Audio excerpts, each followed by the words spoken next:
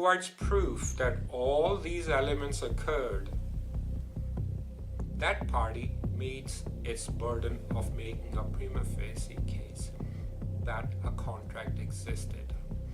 I did much more.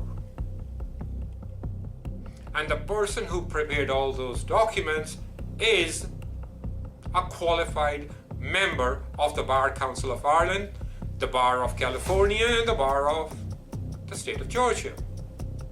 Highly acclaimed, highly competent. Ask her peers. Judge Jackson said there is no contract. Even though the defendant agreed in print that there was a contract in existence. What there is a God. Because if this is what